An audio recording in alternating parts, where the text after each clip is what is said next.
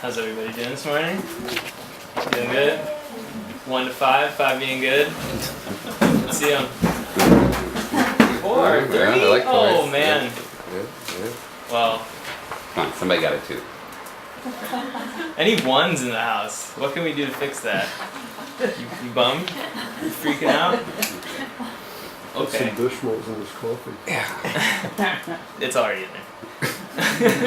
There is coffee in the corner and some homemade gingerbread, vegan gingerbread, which looks pretty tasty. So, we'd like to start by sort of gauging everybody's knowledge of cooperatives. Realizing, of course, that we're probably not going to have time to go around in a circle, and ask everybody, but raise your hand if you have no knowledge of what a cooperative is at all. What does that mean? It's open to interpretation. What do you think you know something, maybe, but you obviously you're here, so you want to learn more. Okay. Well, how many people here are members of cooperatives? Pretty good. So that would be the River West Co-op, or People's Books, or the Public House, or maybe REI, or Outpost. Let's see, are there any other big consumer co-ops around? Can we name any other co-ops in the Milwaukee area? I think there's the River West Investment Cooperative. There's Build Milwaukee, which is a home renovation and restoration cooperative. That's our only worker co-op.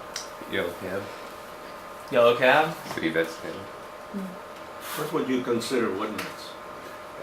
They're an ESOP. They're It's an employee ESOP. stock ownership. It's close to a cooperative model. And one of the things we'll be getting into is just the most basic definition of a co-op is it's any other corporation but one member, one vote. And when you have an ESOP like Woodman's or an employee stock ownership program, Plan. It's a plan. You can have an equity in membership and voting power based on your stockholdership. Within a co-op, with a few exceptions, it's one member, one vote. So Does that make sense? Yeah. Thank you. we'll go through some other definitions as well. I just want to make a brief point. The slides we'll be showing were generated by our friend Caroline Savory. She's in, she's been traveling, but she's in the Pittsburgh area. She's a co-op consultant. She came up with this Co-ops 101, and we kind of tailored it to meet our needs today. So, what is a co-op? It's a collective response to a shared economic need that cannot otherwise be satisfied through normal economic channels. So, what does that mean? An organization that emerges out of shared needs that empowers individual members through collective action. So when you think of like a co-op grocery store, like the River West Food Co-op, started as a buyers club. They had a need for natural foods, bulk natural foods. And so a handful of people got together and they met in a basement for a couple years until they finally decided, like, we're going to open a storefront. But they had this shared need that wasn't being met. Like, that's the basic principle of like a cooperative. And then from there you can sort of move into other things. Like, did we need a bar? We started the River West Public House. In a way we did, because it has a threefold mission. One of them is to have a community meeting place, which I think we solved that problem. Another thing though is to dedicate all of its profits to starting more co-ops. We definitely need jobs. Co-ops start jobs. So it is meeting like a need. Do you wanna? Well, and I mean, there's a certain culture in Milwaukee that is a bar culture. River West is pretty saturated with bars. Basically, we decided we'd rather see proceeds from a bar go into local development than somebody's girlfriend's new car or cocaine. So another definition of a cooperative It's an autonomous association of persons or businesses united voluntarily to meet their common economic, social, and cultural needs and aspirations through a jointly owned and democratically controlled enterprise. So whereas for a normal, conventional corporation, there's no democratic oversight. It's you pay to play essentially. $1, one vote, as we said. In cooperatives, it's one member, one vote. So in people's books, you buy a membership for $20 a year, and then you get to vote on the board of directors once a year, or any bylaw changes. So you actually have a hand in the operations of the business. Like, you can't do that at Walmart. You'll never be able to. No one in this room is ever going to be able to do that at Walmart. But you can do that here. You literally own the business, according to Wisconsin State Statute 185. Buy a membership, you own the business, along with a couple hundred other people, but it's significant.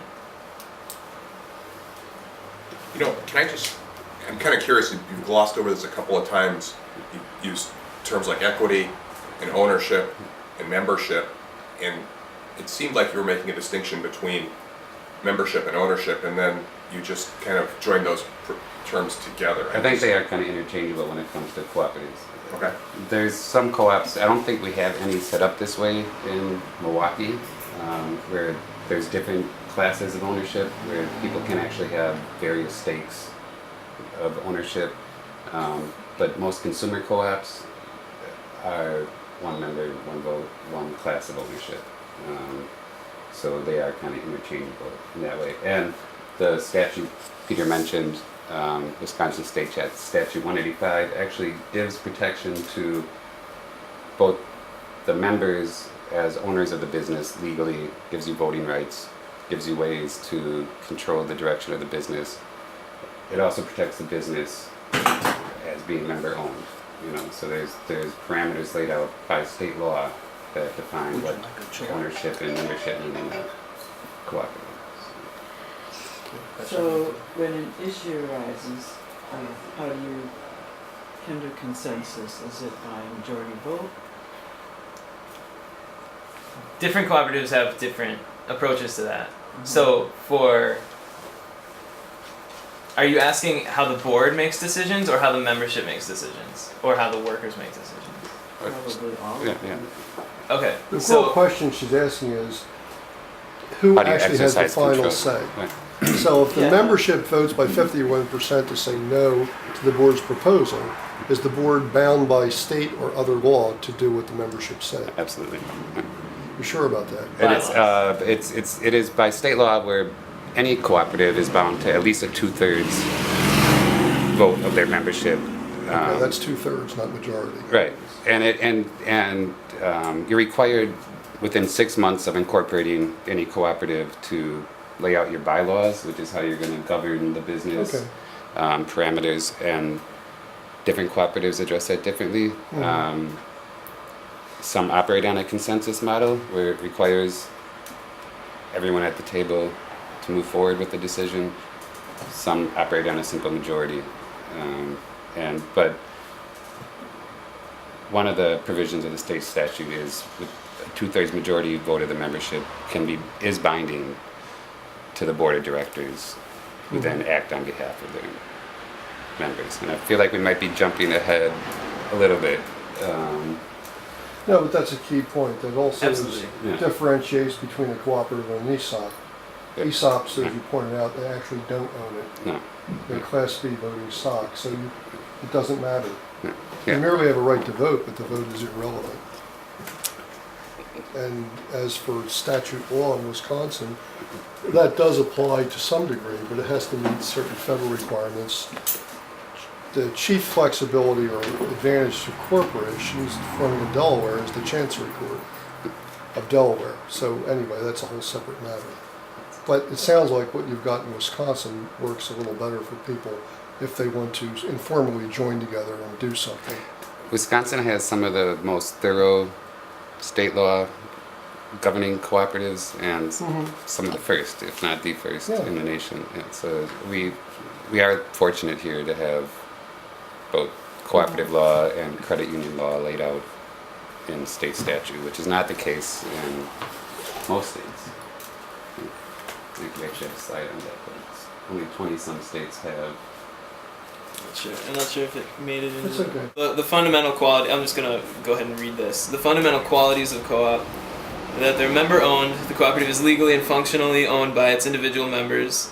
Members buy into the co-op by purchasing equity, and they make a commitment to use the cooperative services. Member controlled.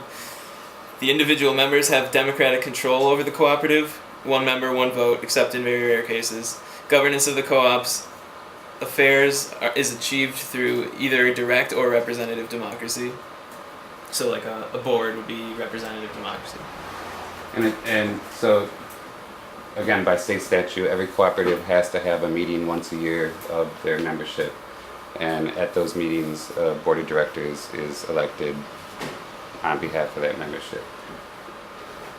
The board is legally bound to represent the interest of their members. The board size can be laid out by the bylaws. It can vary from co-op to co-op.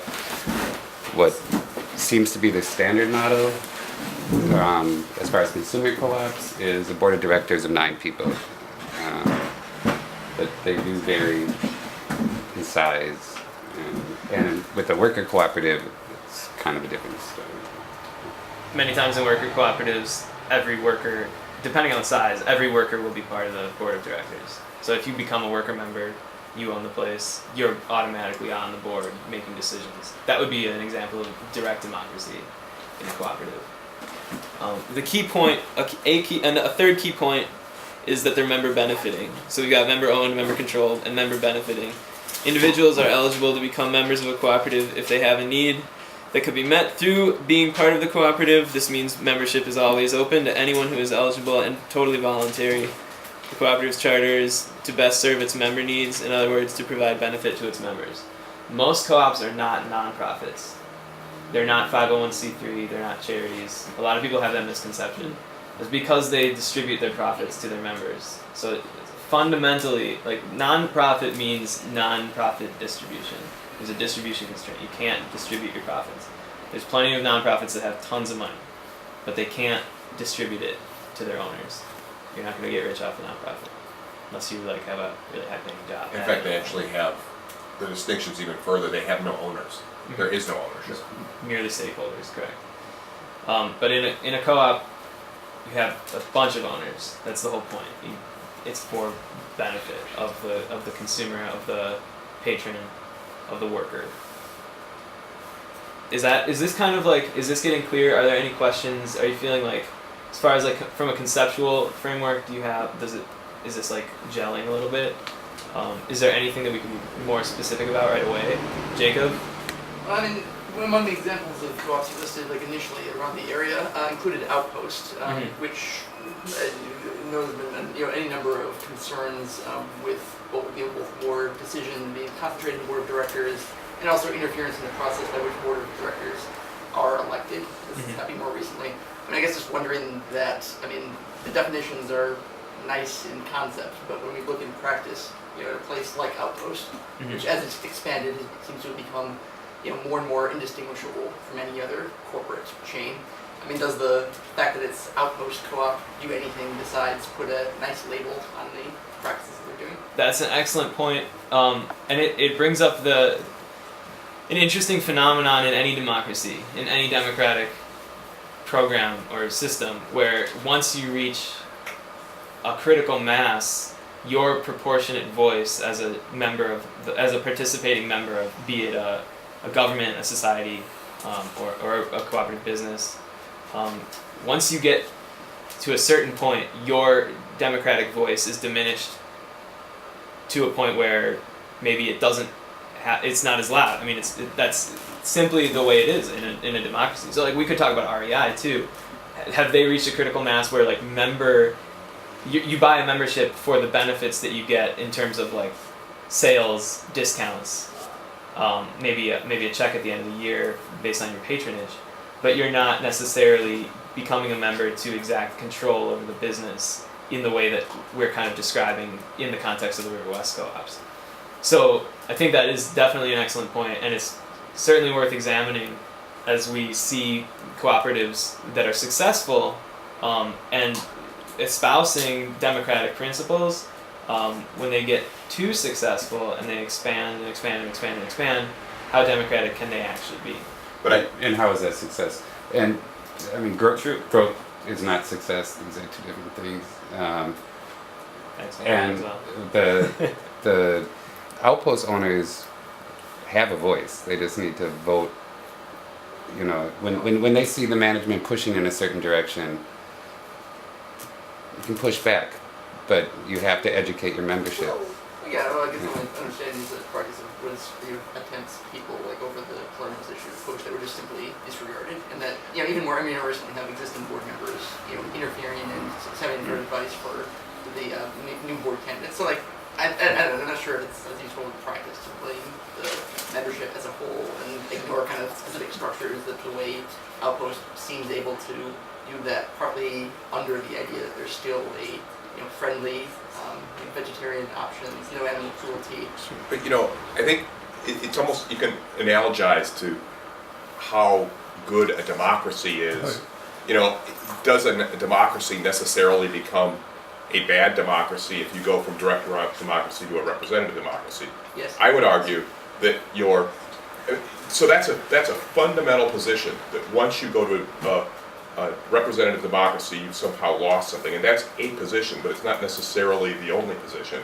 And a good, solid representative democracy is only good as its Congress or board of directors. And what we're seeing right now is an opportunity to affect your representation on a board or Congress or whatever. And it's the time has come to make some changes, and hopefully those people do what you or a consensus of people want, and if they don't, then you fire them, and hopefully we get better. But I think direct democracies have to necessarily be really small, and to some extent then you're limited.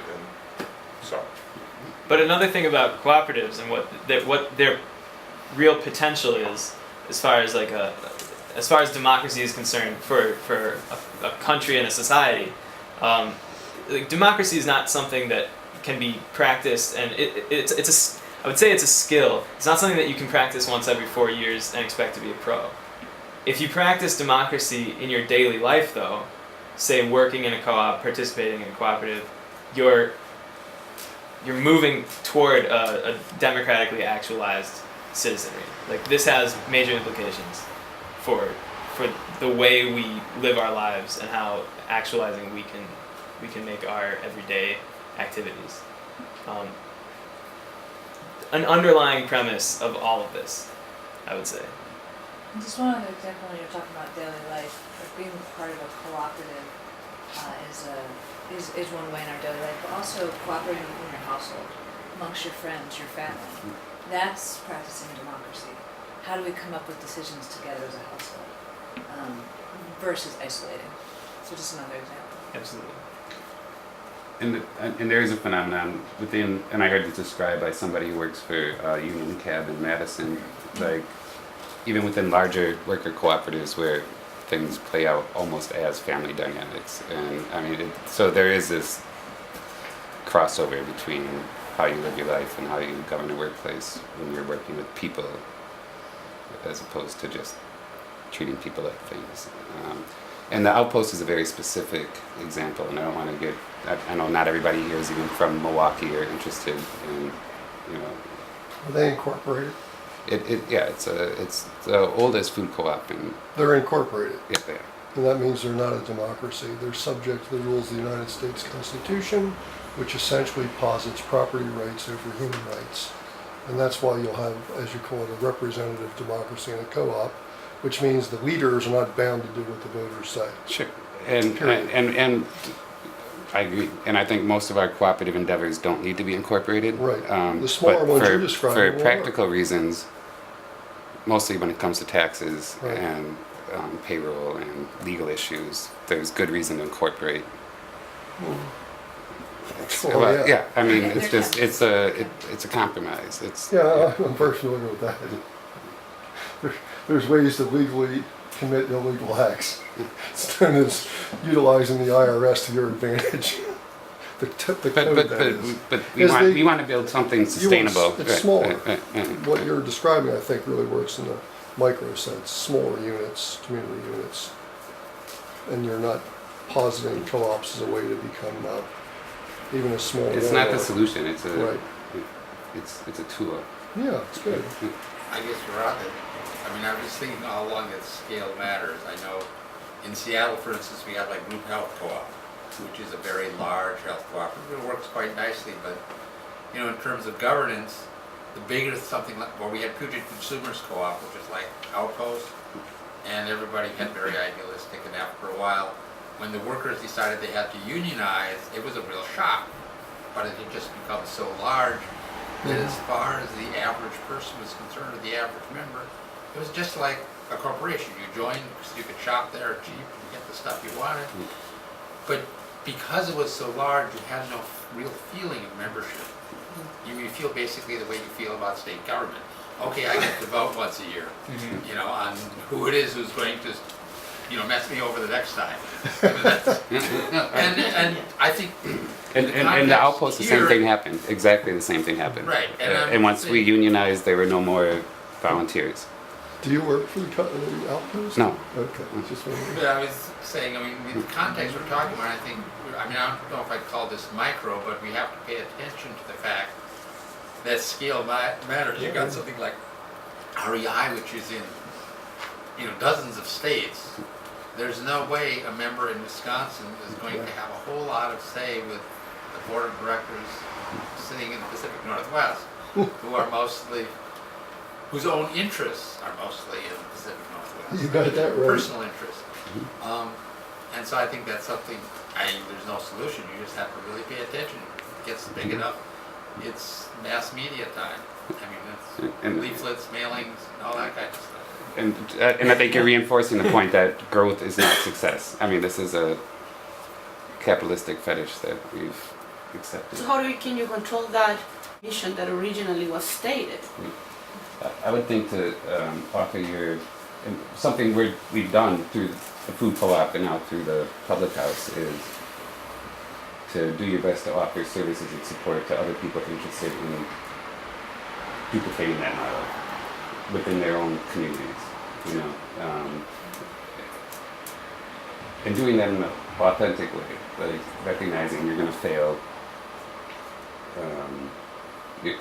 it's going to be different. It might not look as hippie, you know. Which is one of the cooperative principles, right? Is the fact that you're helping That's other. an excellent segue. Thank you for that. So all cooperatives, and this is certainly a great conversation, and it will continue. But for those of you who are probably less interested in this, in the conversation we're having, it's probably good to keep going with the slides and the quote unquote presentation. But we do want, please interrupt for questions. All cooperatives operate under 7 cooperative principles. They were written initially by the Rochdale Pioneers, which was a British cooperative of women seamstresses. The first is voluntary and open membership,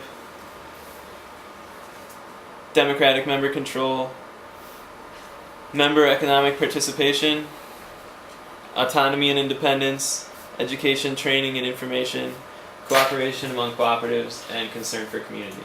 Concern for community was added a little later. There's plenty that can be said about each of these, but yeah, what you had brought up was one of our principles is that we intercooperation is another word for cooperation among cooperatives. So yeah, a good example of that is when we consult to help Minneapolis start their public house, or co-op bar, or Madison, and these or Dayton, Ohio, or Portland, Oregon. Like, these conversations are happening, and we don't want to open a new location, but we really want to help people start their own co-ops. It's awesome. It rules.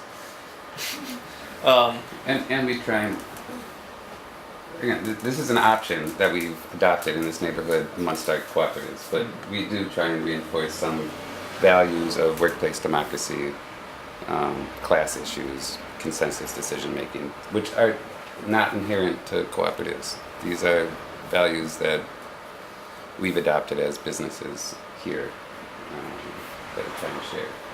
Absolutely. Whereas in the Outpost case, they've taken a different approach, and this is neither to say it's good or bad, although we do have our own opinions.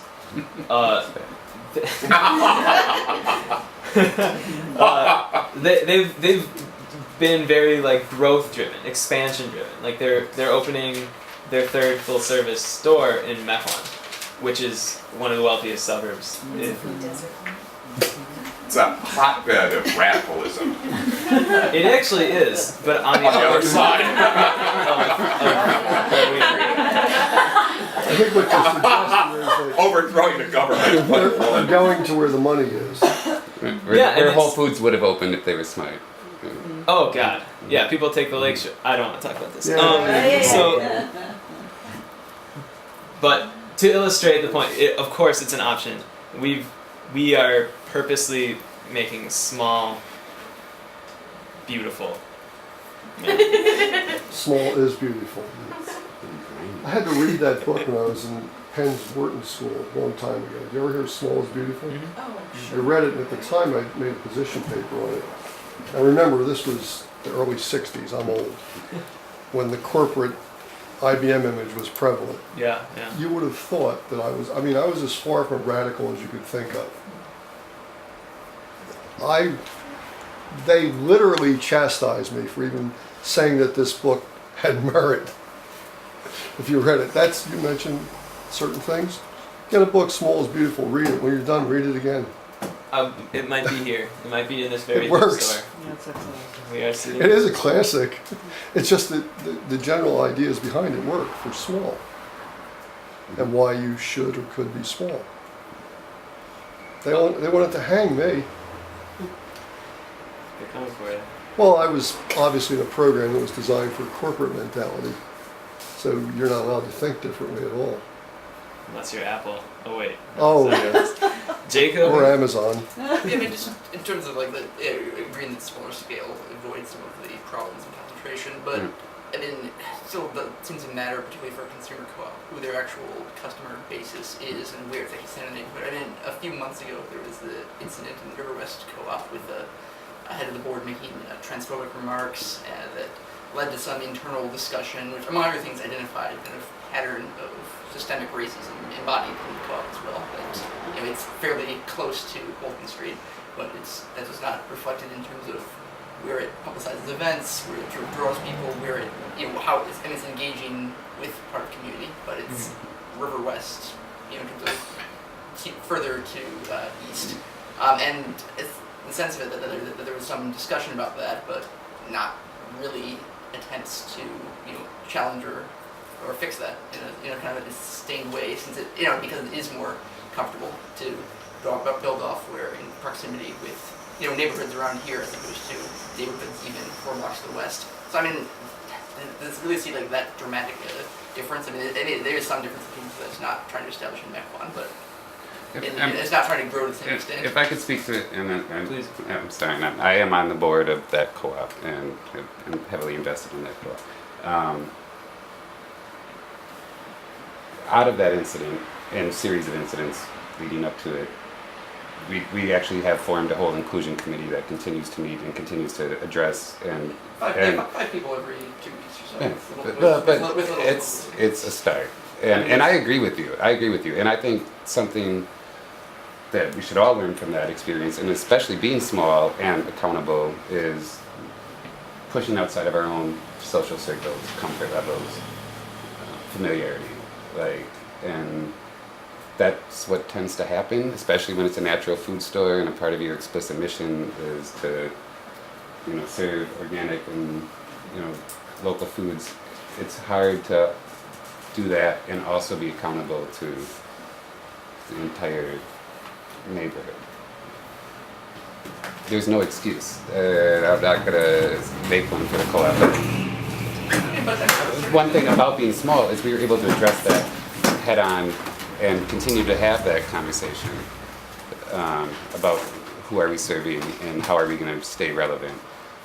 And I wouldn't expect that from another business, and I think it's Yeah. a compliment to us that people hold us to these standards, and like, But at the same time, and I notice it's not this kind of like issue, you know, like the walkers or the go area, and sometimes when you're very well probably it isn't something that's ingrained in the co-op 101 presentation, and it seems that our presenting is admitting problems that are still tried in certain like, principles that might not fully live up to, but at least we're better than Outpost, which again seems not dissimilar. No, It is or Like, was there's- the problem. no, that's at fair. least we're not In general, what's the No, problem that's- he's talking about? that's- Racial remarks, something like that? No, transphobic remarks that were made.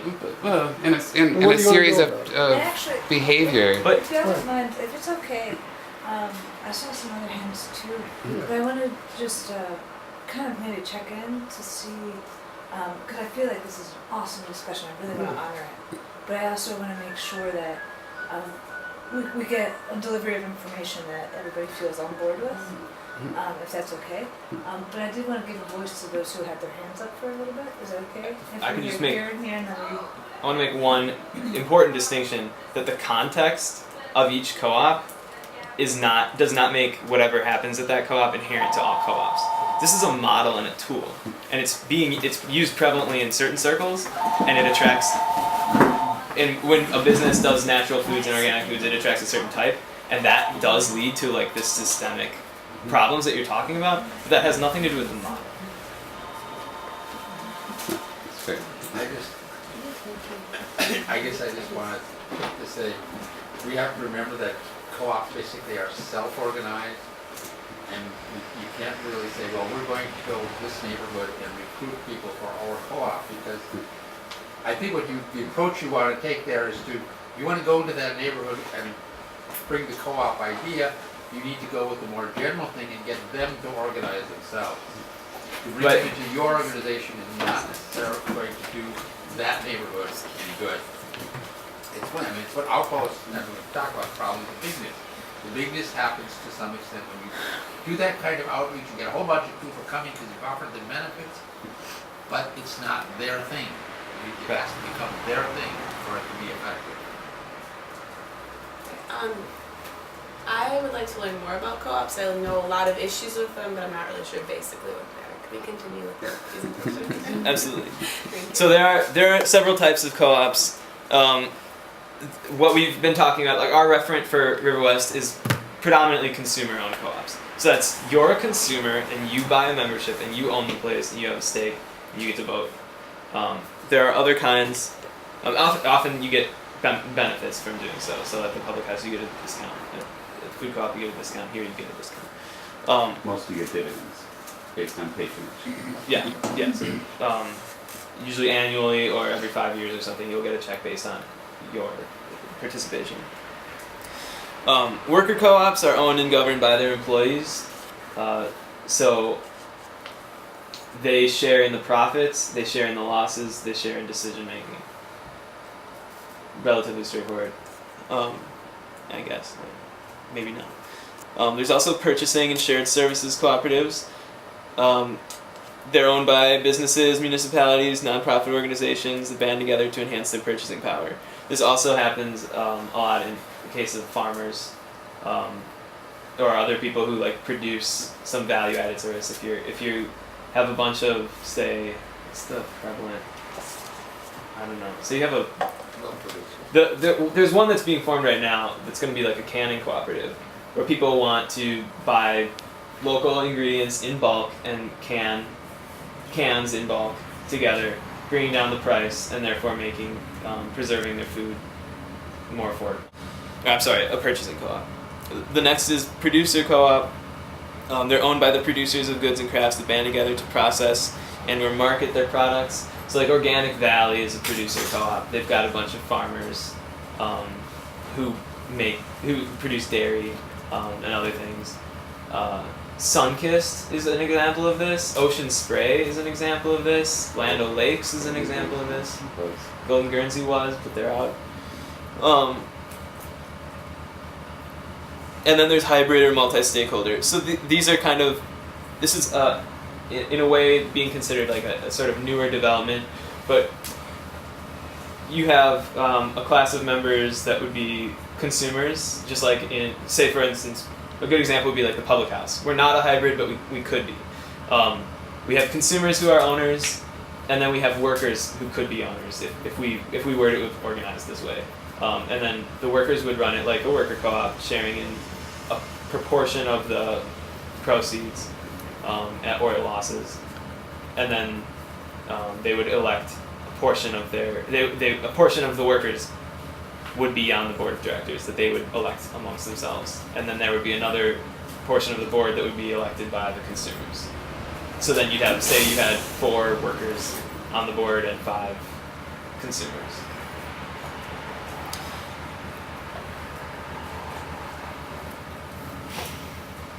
I don't know if this is really Can I ask a sort of technical question about worker cooperatives? Sure. I was at a conference last year and they talked about a number of different types of worker cooperatives. Some of them were professional, some of them were not. And a lot of them had a process to sort of distinguish a rank and file employee from a member, an owner of the co-op. Like a lot of times they would have maybe a year or two where you could actually go work for this place and you would sort of decide if you wanted to be a part of it. It seemed like a good idea. That way you sort of sift out owners who are vested with those principles or not. Is that a common process for worker co-ops? Yeah, I would say so. And Do you want to feel that? And from a business end, it provides some flexibility as far as your hiring and hiring to or your staffing levels. You know, It seems like a good idea that you have this sort of in-between area that you could benefit being an employee. and it allows for a lot of, because there's always an upfront investment in any cooperative you're going to be an owner of. If it's a worker co-op, it's usually a pretty high investment, and that allows for a way for people to put in sweat equity and have a portion of their pay go towards their, membership stakes too. So for like equal exchange, which I think the food co-op gets all their bananas from them, and they produce a lot of coffee and chocolate. They have a situation where you can be an employee for a year, and then you would get voted in by the workers by the worker owners. And if you can opt out, you don't have to do it. But and then if you do that, you buy in a few $1,000s. I'm not sure exactly what the number is for them. But the public house has a similar model. Again, we don't have worker owners, but we have a workers collective that not everybody who works there is on the workers collective. The people who want to be come to the meetings. There's extra administrative stuff that they have to do. But you get more rights, you get more responsibilities. You get to make decisions for the day-to-day of the bar. There's people who work there that don't want to do that, and that's fine. But it allows us to be flexible and fluid, and it allows us to always have always try to ensure like a really smooth working relationship among everybody. Let's see here. So co-ops are international.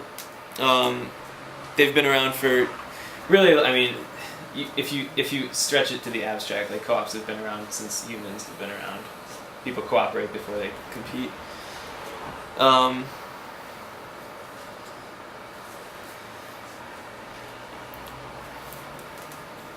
Here's some interesting data. Co-ops represent 1% of our gross domestic product.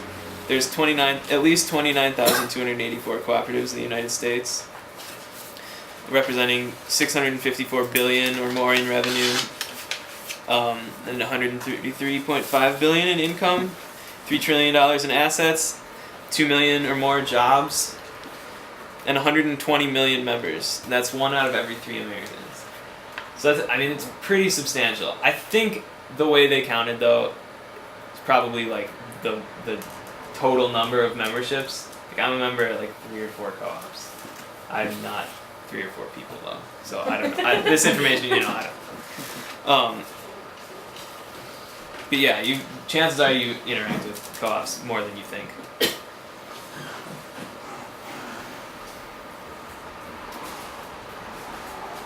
Do we want to go through this? We have about 7 minutes left. Let's see how much more we have.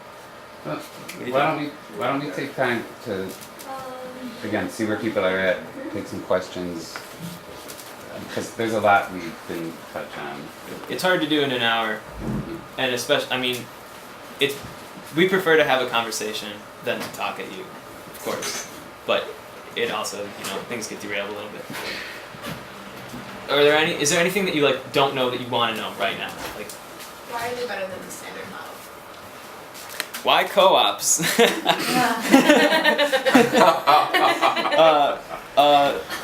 Obvious question. It's Model is it? like where to begin. In the court. Yeah, I suppose, well, generally, why co-ops? Because I see them a lot over here, and I'm here because I'm interested in moving to River West, but I want to get no more co-ops before joining, so why? Which one? And to be frank, And this could be for anybody here, too.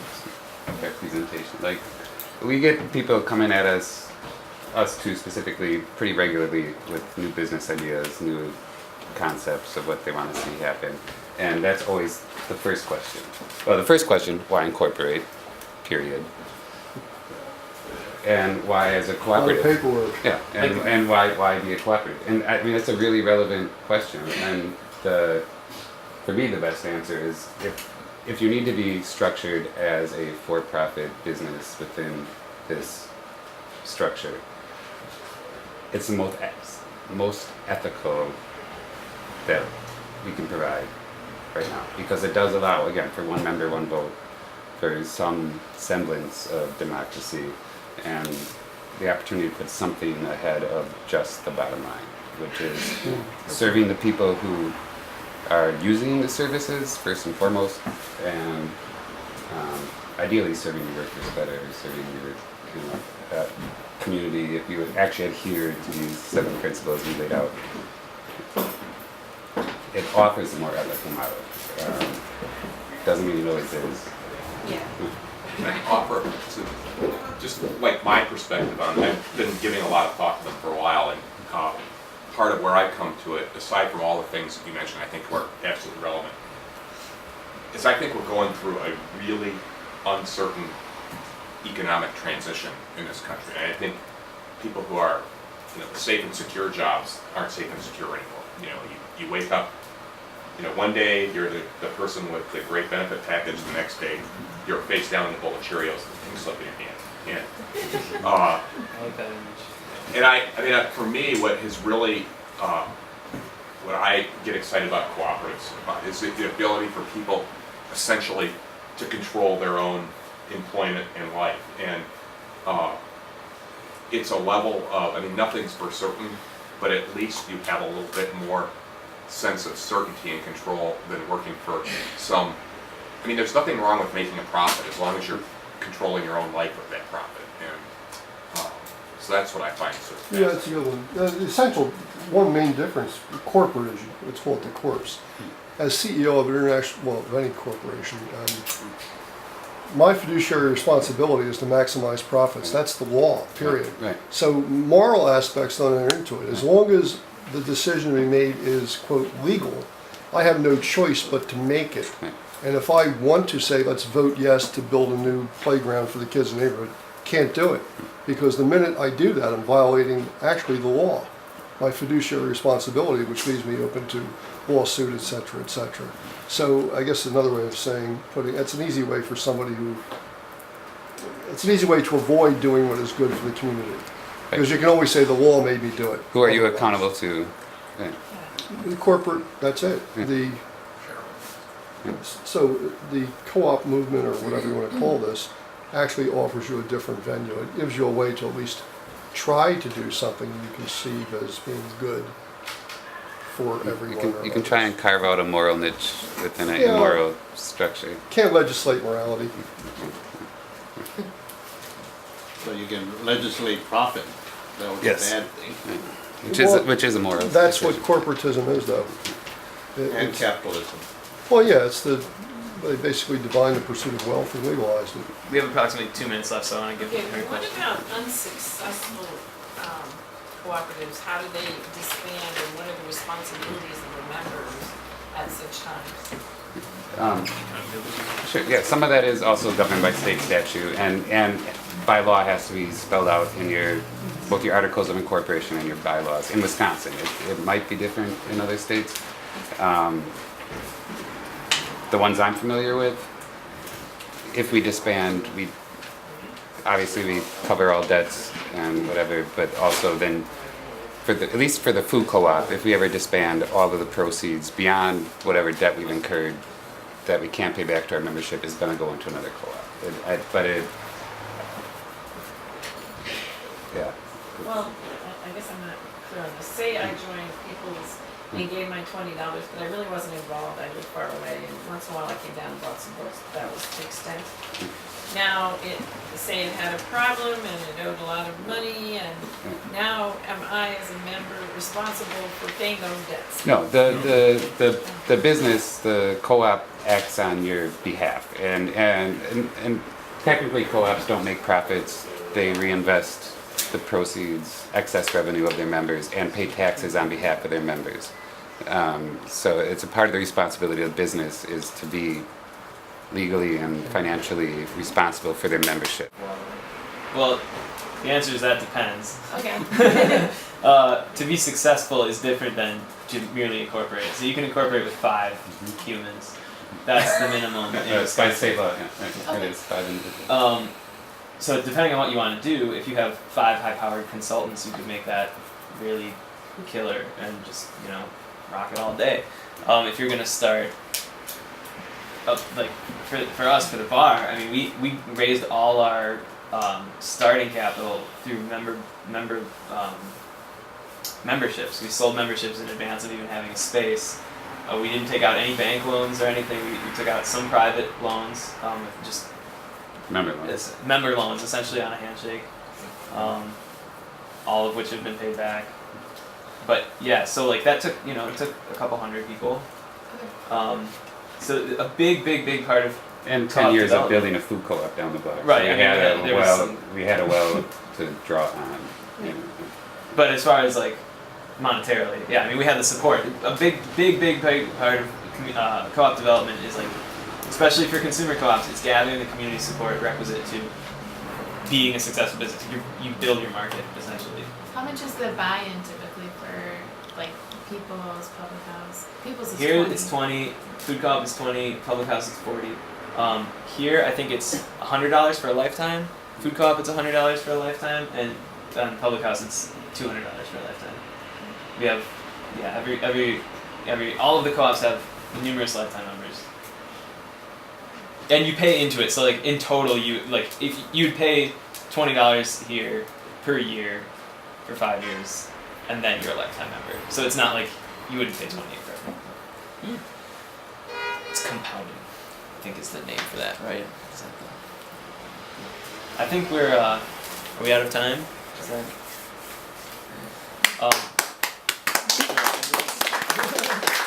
Thank you all for being here, for participating in today. Please make sure to stop by the Co-op Village, which is in the park adjacent to the public house. It's 2 blocks north. And we'll see you at the rest of the sessions in 15 minutes or so. What's next year?